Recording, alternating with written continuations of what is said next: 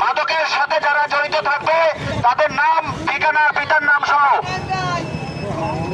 পিরোজপুরে উপজেলা প্রশাসন একটি চিঠির বাক্স, গোপন চিঠির বাক্স খুলতেছেন, সেখানে জমা দেওয়া হবে এবং যারা এই মাদকের সাথে সম্পৃক্ত হবে তাদের, যারা এই খবর দিবে তাদের নাম, ঠিকানা সম্পূর্ণ গোপন রাখা হবে।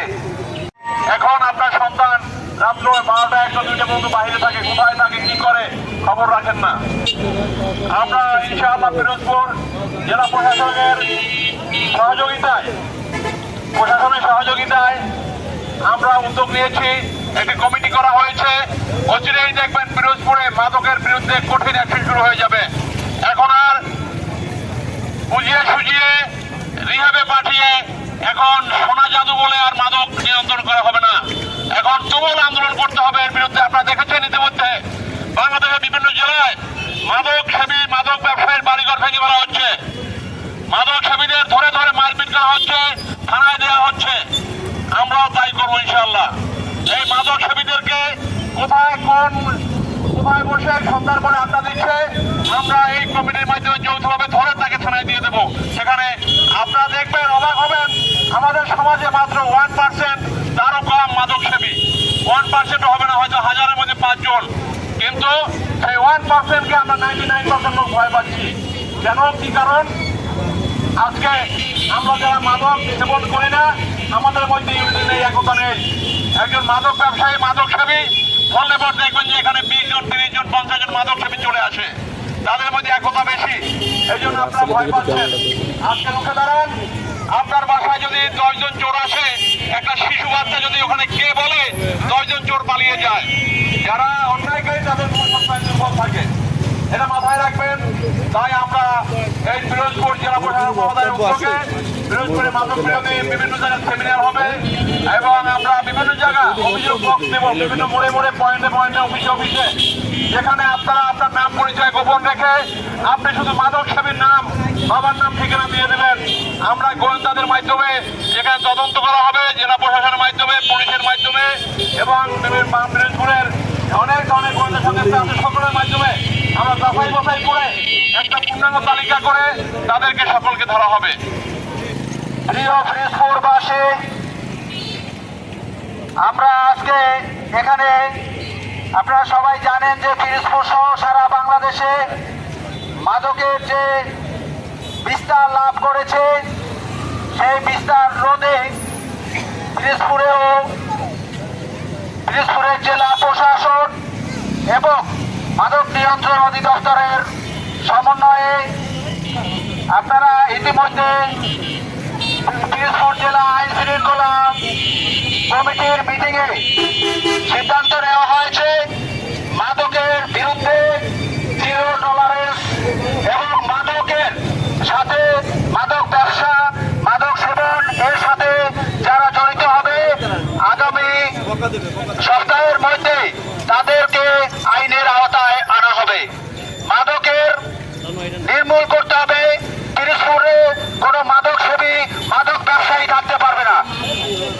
হয় পিরোজপুরে মাদক থাকবে আর নাহলে প্রশাসন থাকবে। এই নীতি অনুসরণ করেই প্রশাসন সামনের দিকে এগিয়ে যাচ্ছে। প্রশাসন, আপনারা দেখতে পাচ্ছেন পিরোজপুর জেলার বিভিন্ন অঞ্চল থেকে পুলিশ বাহিনী এবং মাদক দ্রব্য নিয়ন্ত্রণ অধিদপ্তরের সমন্বয়ে যে টিম কাজ করছে এবং বিভিন্ন জায়গা থেকে মাদক দ্রব্য সেবক এবং যারা ব্যবসায়ী তাদেরকে ধরা হচ্ছে, আইনের আওতায় আনা হচ্ছে।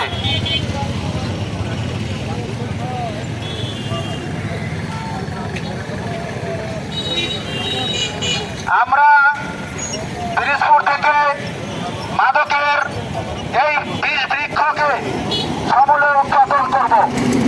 মাননীয় জেলা প্রশাসক এ বিষয়ে গুরুত্বপূর্ণ ভূমিকা নেওয়ার জন্য সকল নাগরিকদের ঐক্যবদ্ধভাবে, সচেতনভাবে সামাজিক আন্দোলন গড়ে তোলার জন্য আহ্বান জানিয়েছেন।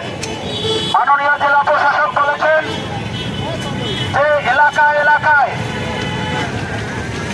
মাদকের বিরুদ্ধে প্রতিরোধ কমিটি গঠন করা হবে এবং মাদক সেবী এবং যারা মাদক